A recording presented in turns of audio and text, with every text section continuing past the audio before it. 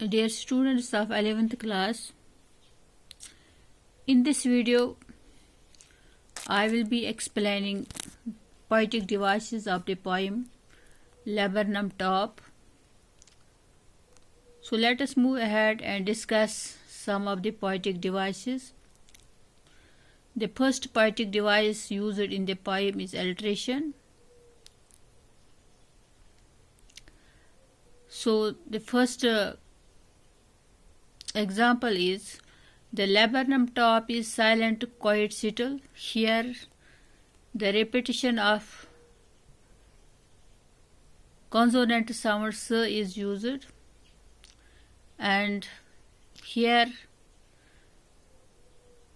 in the afternoon, yellow September and sunlight, repetition of s sound is in second line. Then of chitterings and tremor of wings and trillings, here also repetition of here is repetition of t sound. So in first repetition of s sound, in second line repetition of s sound, and in third line repetition of t sound. Then the whole tree trembles and thrills.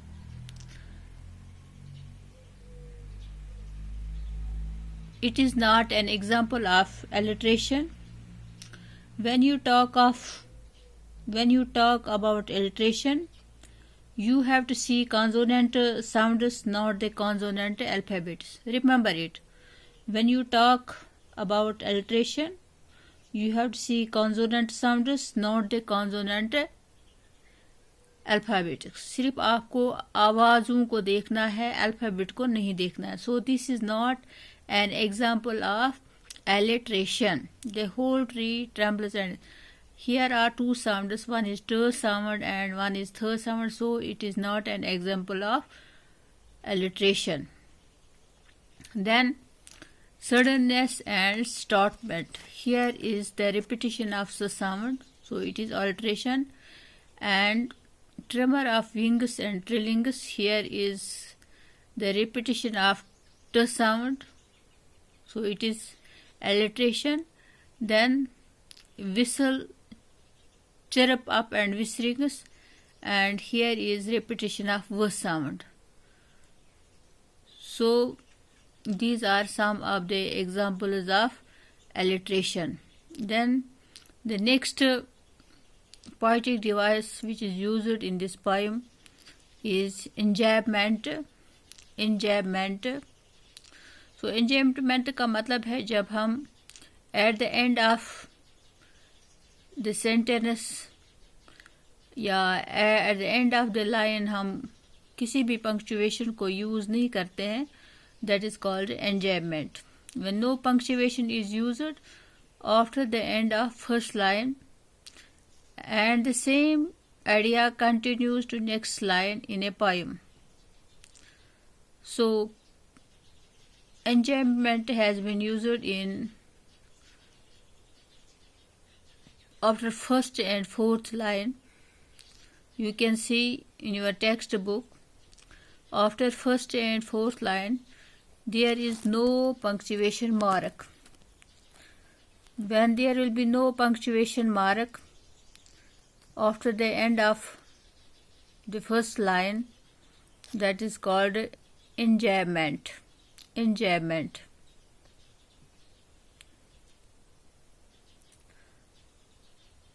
So next is symbolism.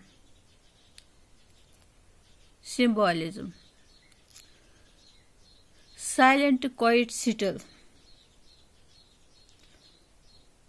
The laburnum top is silent, quiet, subtle. It is a symbol of silence. It is a symbol of peace that prevails during the autumn season.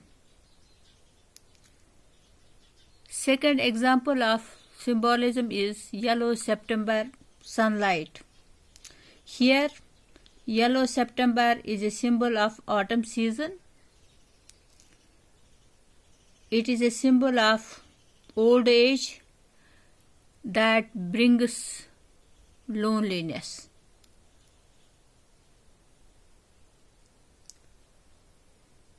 Till the goldfinch comes, silence prevails. When the bird comes,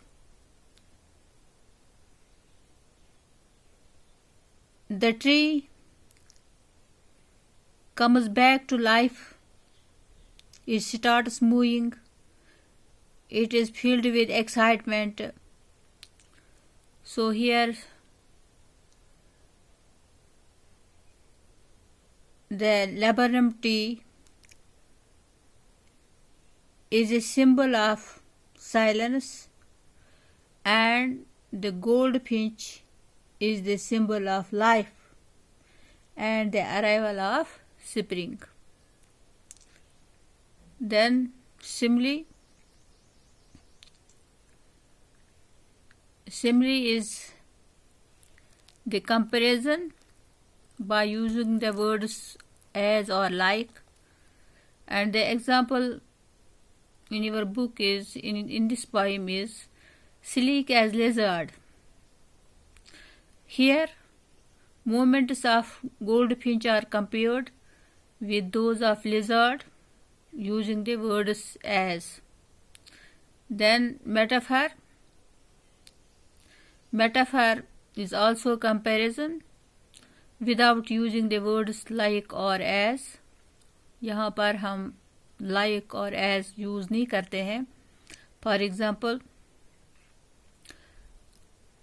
when the goldfinch a machine starts up. Here a machine is compared with a tree. When the goldfinch comes, when the bird comes, the tree comes back to life.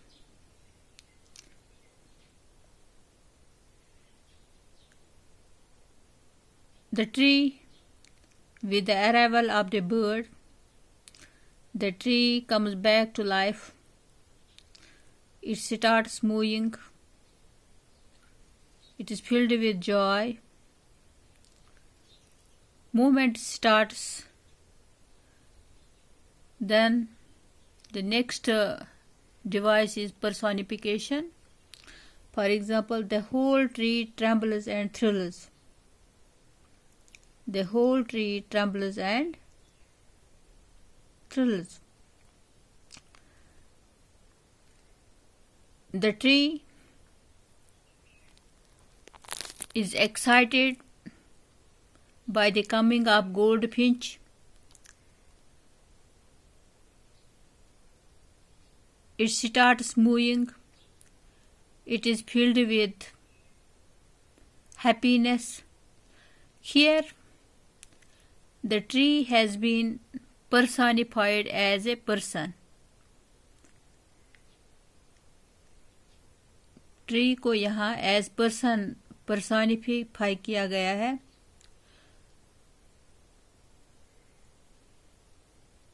The laburnum tree comes back to life. इसको जैसे excitement मिलती है, तो तब तक ये अपने आप को लोनली देखता है जब तक गोल्डफिंच अवे होती है.